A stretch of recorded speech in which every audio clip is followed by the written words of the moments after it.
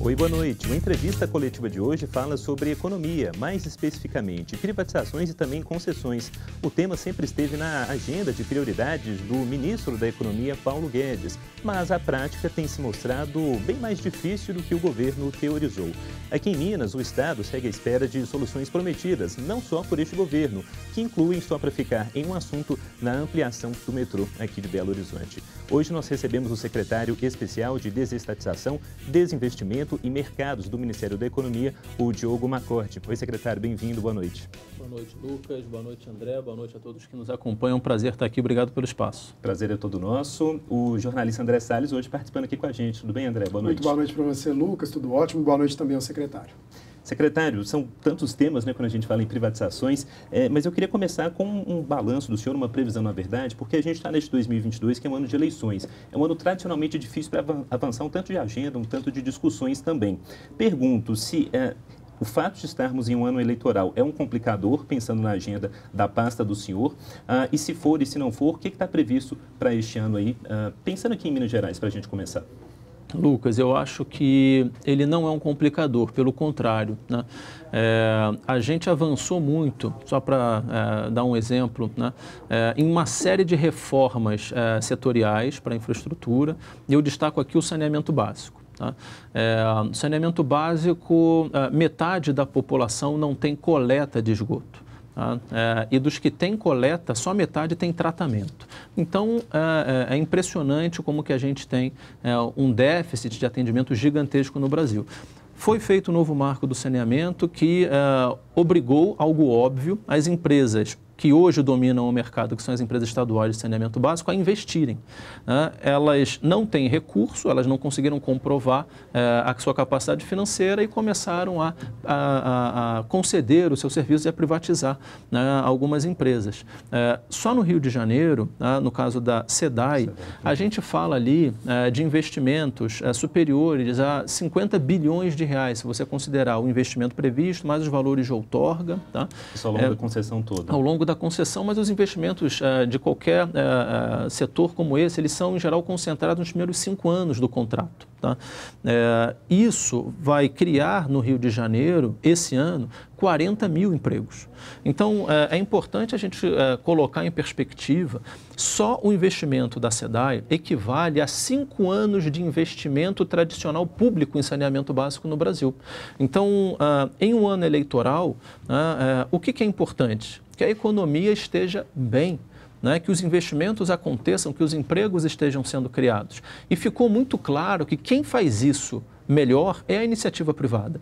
Então, essas privatizações, esse programa de concessão, e aqui a gente está falando de mais de R$1 trilhão que já foram concedidos para a iniciativa privada desde janeiro de 2019 até hoje, considerando todos os setores da infraestrutura, isso cria empregos, isso aquece a economia e, com um detalhe bastante importante, de uma maneira inteligente. Isso é bem diferente de como foi feito no passado com o PAC, que era o Programa de Aceleração de Crescimento, onde eram obras completamente aleatórias que não tinham por objetivo aumentar a produtividade do país. Significa que você alocava uma quantidade enorme de recursos numa obra, uma vez que aquela obra fosse concluída, você tinha ficado com a dívida que você contraiu para conseguir viabilizar aquela obra, mas o Brasil não melhorou, o Brasil não cresceu. Aquela obra ela era inútil, ela ligava o nada ao lugar nenhum, ela foi abandonada no meio do caminho. E muitos então, contratos o Brasil, problemáticos também. Né? Muitos contratos problemáticos, a gente fala em 70 bilhões de reais de obras que foram abandonadas ao longo da vida do PAC.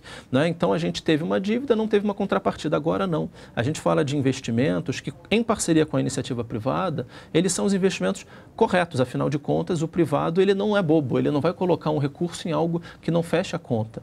E todos ganham. Então, essa geração de emprego, essa criação de investimentos para o país, ela é muito positiva. Então, me pareceria muito estranho que alguém fosse contra isso justamente em um ano eleitoral. Acho que a gente só tem a ganhar, o Brasil só tem a ganhar. Secretário, o senhor está apresentando dados interessantes, né, dados positivos para a questão da privatização, mas ainda é um assunto que gera algum tipo de dificuldade mesmo para algumas classes, às vezes até alguns políticos, né, tem resistência, acho que esse é o melhor termo, com a questão da privatização. Até o próprio presidente da República, durante a trajetória dele, né, como deputado, em muitos momentos foi contra privatizações. Como convencer, né? primeiro os políticos, depois também a população, os trabalhadores, de que privatizar muitas vezes é o melhor caminho, é um caminho que pode ter bons resultados, resultados até melhores do que manter ali o governo como proprietário. É simples, contra fatos não há argumentos, né? Como que você convence? Com dados, como esses que eu acabei de trazer. Então, quando a gente observa todas as privatizações do passado, Vale do Rio Doce, a CSN, Embraer, o que era a Embraer? Se ela não tivesse sido privatizada, né, o que seria da Embraer hoje se ela tivesse permanecido pública? E uma vez privatizada, ela emprega muito mais gente do que ela empregava enquanto pública, continua sendo um orgulho do cidadão brasileiro, né, é referência em aviação no mundo e totalmente privada. Então, quando a gente fala realmente dessa mudança de paradigma, né, você tem ganhos históricos que são comprovados, porque veja, historicamente no Brasil, era o governo quem ocupava esse papel de fomentador do investimento. Então veio toda aquela época do petróleo é nosso, do Getúlio Vargas e tal, né? Depois a gente migrou para um modelo de concessão. O que é o concessão? O que é a concessão? O privado, ele é o protagonista do investimento, mas sou eu, o governo, que escolho qual investimento ele pode ou não pode fazer, né? Para alguns setores, você até pode fazer sentido, principalmente quando você fala em indústria de rede, que são chamados monopólios naturais, e mesmo assim isso cada vez mais tem sido contestado, tá?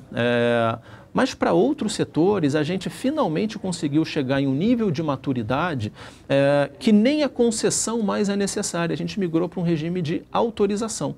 Ou seja, se um investidor privado ele decide por sua conta e risco construir uma ferrovia, por exemplo, por que eu, governo, vou dizer que não?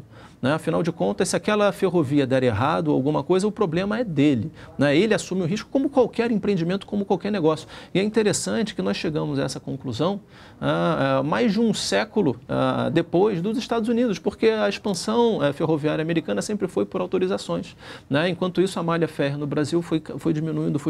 Sucateada, né? Sucateada, e com uma iniciativa fantástica do ministro Tarcísio, né, um novo marco de ferrovias surgiu e em um intervalo de apenas 5 meses, nós já temos mais de 180 bilhões de reais de pedido de investimento em autorização, que era investimento represado, porque você tinha oportunidades enormes aqui, capital querendo gravitar para essas oportunidades e um muro no meio do caminho chamado governo que não deixava os dois se encontrarem. Então, com esse regime de autorização, a gente derruba esse muro e consegue realmente fazer esses dois agentes se encontrarem. Então, esse é um movimento bastante importante. No meio do caminho, a gente ainda desinvestiu, de janeiro de 2019 até hoje, mais de 240 bilhões de reais. O que é desinvestimentos? Tá? Venda de ativo, basicamente? Venda de ativo, participações minoritárias ou, às vezes, controles indiretos. Exemplo, a BR Distribuidora, né? Ela era controlada pela Petrobras, a Petrobras vendeu a totalidade das ações e saiu do negócio, um privado comprou, né, e assim seguiu. Então, 240 bilhões de reais que estavam nas mãos do governo, porque o governo anterior acreditava que o setor privado não teria capacidade, ou não teria interesse, ou não teria, enfim, né, algum motivo para absorver esses recursos. Nós mostramos que tinha sim, tanto que absorveu, né? Então, a gente não pode esquecer de movimentos antigos de governos anteriores que usaram uma série de participações minoritárias da Vale do Rio Doce, que já havia sido privatizada, para escolher o presidente da Vale, né, via governo federal. Como assim? Né? A empresa foi privatizada, como que você, governo federal, está escolhendo o presidente? Porque ele foi comprando participações minoritárias e reestatizou aquela empresa sem ninguém saber, sem ninguém perceber. Nós vendemos todos esses ativos. Agora, secretário, antes de a gente falar mais especificamente sobre algumas demandas locais, algumas demandas bem mineiras, pegando até carona nessa resposta do senhor. O senhor falou, de governo anterior, pensava assim, assado, este governo tem outro pensamento também. Mas fato é que a gente tem que pensar numa política de Estado. A gente está no ano eleitoral. O presidente Jair Bolsonaro provavelmente vai sair candidato à reeleição, junto com outros postulantes ao cargo também. Pode ser que ganhe, pode ser que não. Se vier um outro governo que tem um pensamento econômico, se a gente pode colocar assim, é totalmente diferente também. Que tipo de segurança jurídica essas bases que estão sendo colocadas agora vão se manter agora no próximo governo, com inclinações mais à esquerda, mais à centro-esquerda, por exemplo? Olha, Lucas, no Brasil nós cumprimos contratos. tá? A última expropriação que houve, ou seja, né, quando vem, o que é uma expropriação? Quando um privado tem um determinado contrato aqui de um serviço público e o governo unilateralmente cancela aquele contrato, né, e expulsa aquele empreendedor privado. A última vez que isso aconteceu foi em 1964, quando o Brizola cancelou as concessões de telecom e energia elétrica lá do Rio Grande do Sul. Felizmente, isso nunca mais aconteceu. Teve um burburinho, uma dor de cabeça ali, num primeiro momento com o caso da linha amarela no município do Rio de Janeiro, mas que nunca aconteceu de fato, né? Então, o Brasil oferece uma segurança jurídica muito grande para os investidores.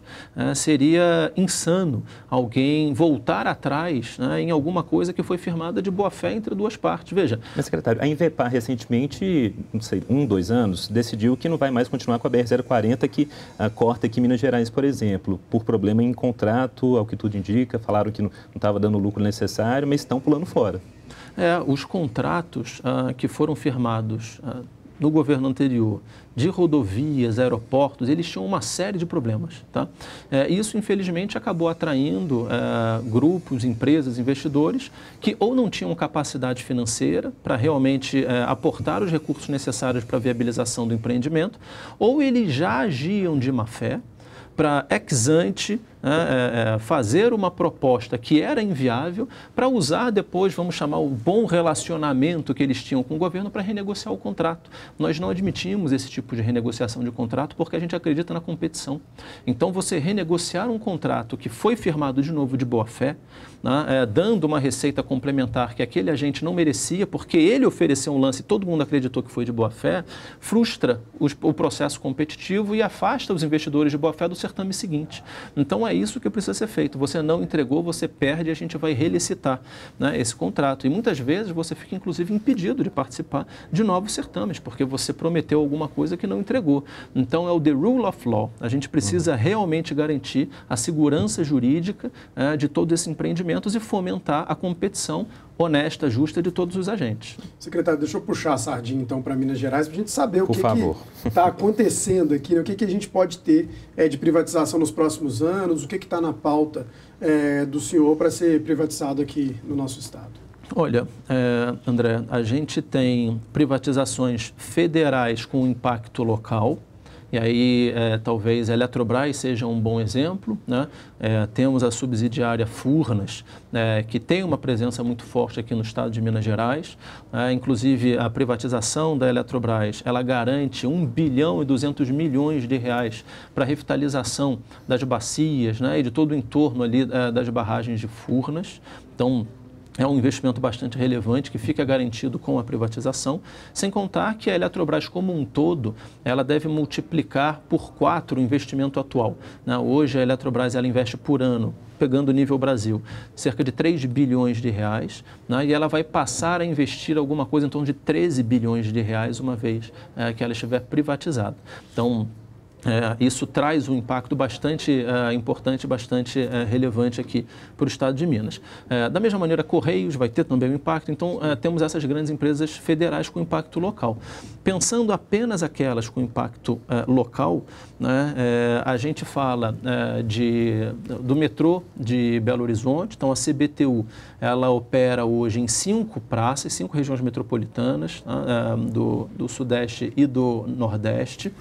Nós estamos quebrando essas empresas, essas operações locais, né, cindindo para viabilizar as privatizações. E aqui em BH, a gente está falando de investimento de 3,8 bilhões de reais que vão ser garantidos, não só para a modernização da linha 1, mas também para a construção da linha 2. Como o assunto metrô mexe com a gente que mora aqui, né, André, há muito tempo, vamos até aqui para a nossa pausa. Já a gente volta com a entrevista coletiva. O secretário continua falando sobre a situação do metrô aqui da Grande BH.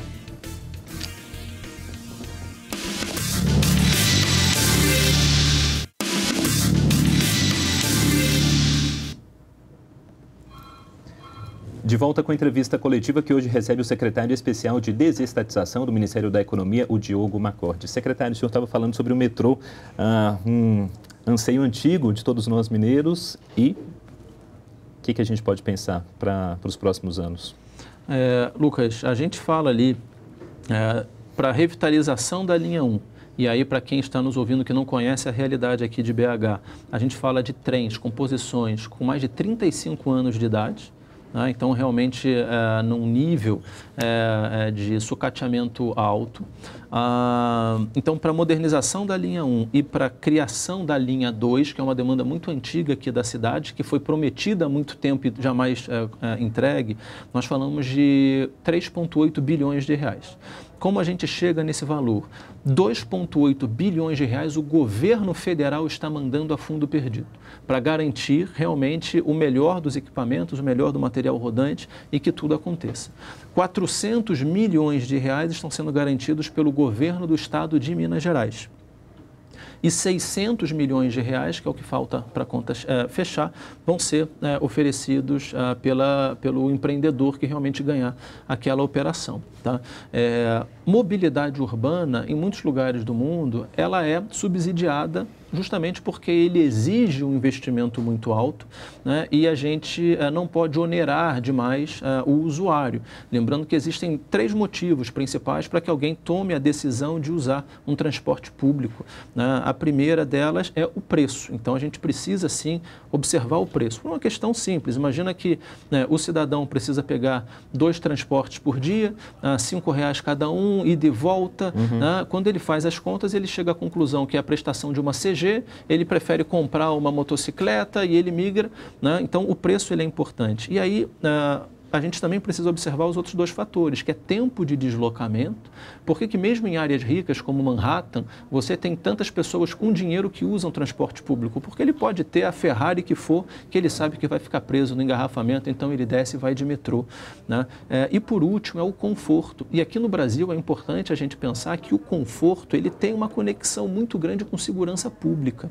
Então, aquela sensação de insegurança que você tem muitas vezes num ponto de ônibus, você não costuma ter numa estação de metrô. Você se sente mais protegido, né? Não só enquanto espera, como também quando você entra ali na composição. Então, tudo isso feito, a gente acredita que tem um potencial enorme para, uma vez garantidos esses investimentos, ter realmente a construção da linha 2, material rodante novo, estações modernizadas, a gente vai poder garantir para esses 200 mil passageiros dia, né, que o metrô transporta um serviço de muito melhor qualidade que a gente tem hoje. Os recursos já estão garantidos e temos feito um esforço enorme para viabilizar essa privatização que deve acontecer no 2º trimestre desse ano. Os estudos já estão no Tribunal de Contas da União. Privatização, mas pensando em obras, dá para cravar data para início de algo ou tudo muito cedo ainda? Não, as obras elas começam imediatamente, tá? Porque em grandes obras de infraestrutura, você fala, em geral, em contratos que vão de 25 a 35 anos, né? E a maior parte, cerca de 70%, 80% dos investimentos acontecem nos primeiros 5 anos. Essa é a regra. Tá. Então, a gente precisa garantir isso, até o empreendedor ele faz essa conta, porque quanto antes ele entrega, antes ele tem um fluxo maior e ele começa a oferir receitas. Então, todo o alinhamento econômico fica feito e a gente consegue viabilizar esses investimentos imediatamente. Ceasa, terrenos, o que mais pode entrar aí nessa história nos próximos meses? Ceasa Minas, né? Então, operação principal aqui em Contagem, mas que tem operações, né, em várias outras cidades.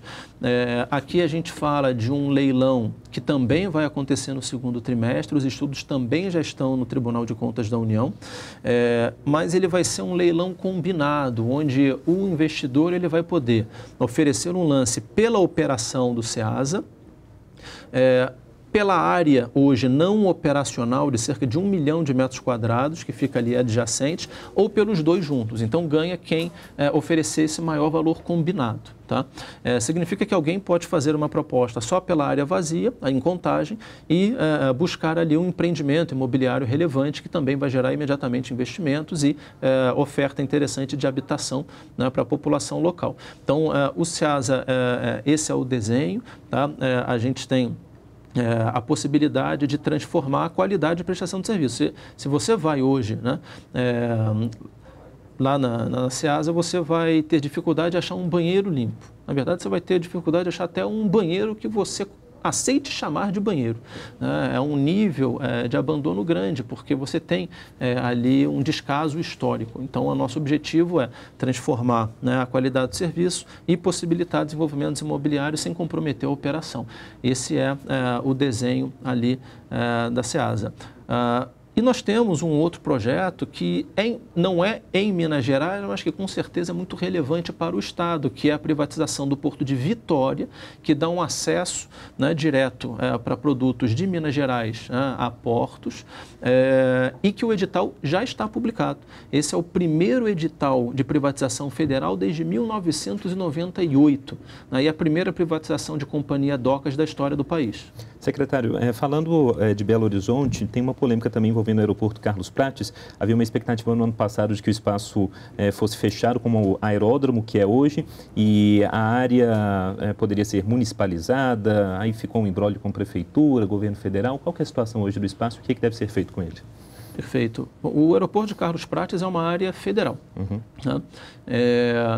Você tem hoje a operação de um aeroclube que opera basicamente para escolas de aviação. Tem 5 escolas de aviação que operam ali.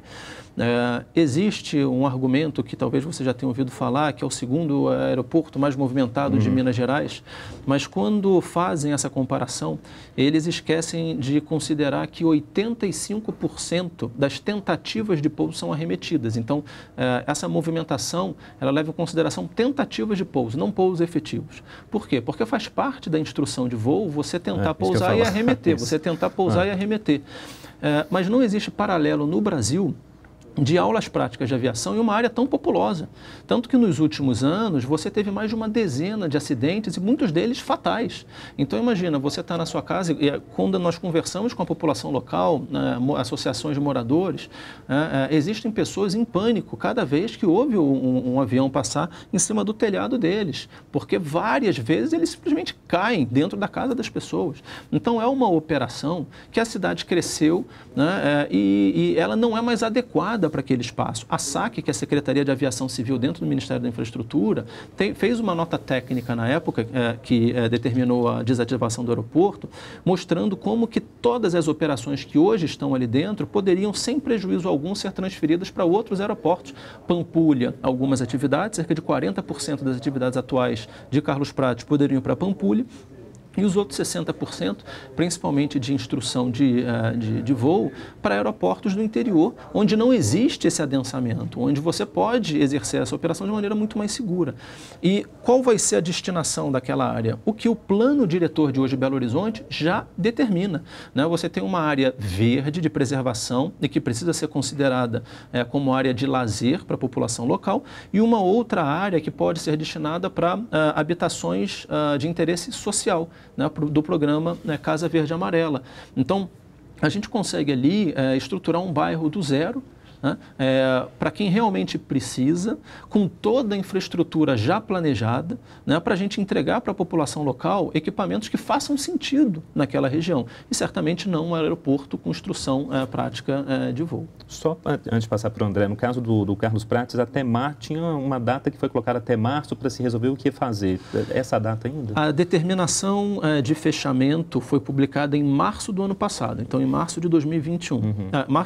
Em janeiro de 2021, dando prazo de 12 meses para que as operações fossem encerradas. Então ele dava o prazo até dezembro de 2021. Talvez quem estava lá acreditou que conseguiria permanecer ou mexer alguns pauzinhos ali para ficar, mas a verdade é que essa determinação, ela é o desejo da população local, e de fato faz sentido. Política pública precisa ser visto da lógica do equilíbrio geral, do interesse da população, e não num equilíbrio parcial de alguns agentes que certamente preferem ficar onde está porque é muito menos dolorido, né? Então, como não houve essa movimentação, o Ministério da Infraestrutura decidiu prorrogar, dar realmente uma segunda chance, né, e acaba no final de abril.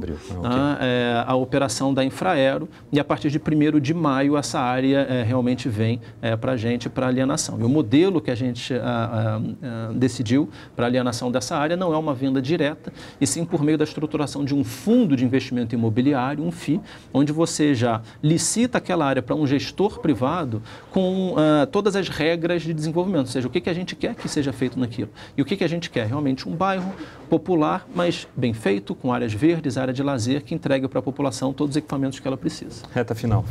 Vai ser mais curto possível, mas é um serviço que a gente usa muito, né, que é o serviço dos Correios. Já foi muito melhor avaliado, na minha opinião, pelos brasileiros. Acho que tem tido uma queda aí nessa avaliação. O que quer dizer essa privatização? As pessoas às vezes têm dúvidas quanto ao preço, se vai ficar mais caro, se vai entregar em todos os locais. O que representaria essa privatização dos Correios para quem usa esse serviço? Em um minuto, secretário. Ele transforma a logística brasileira. Uhum. Então, ele é super relevante, ele ajuda no aumento da produtividade local. Você tem vários microempresários hoje espalhados no Brasil inteiro que não conseguem contar com um serviço de qualidade de entrega. Enquanto isso, os grandes varejistas online, todos eles já contam com uma rede de distribuição própria, eles não precisam dos Correios. Então, é uma competição injusta. Os Correios privatizados, eles vão ser muito mais eficientes e muito mais eficazes e vão dar uma ferramenta super poderosa para os microempresários no Brasil que dependem de entrega conseguirem ser competitivos. Bom poder de síntese do secretário. Olha, a entrevista coletiva vai ficando por aqui, agradecendo a presença do secretário Diogo Macorde. Secretário, muito obrigado e até uma próxima, talvez com mais boas notícias, né, aqui para o nosso estado. Prazer enorme, obrigado pelo espaço.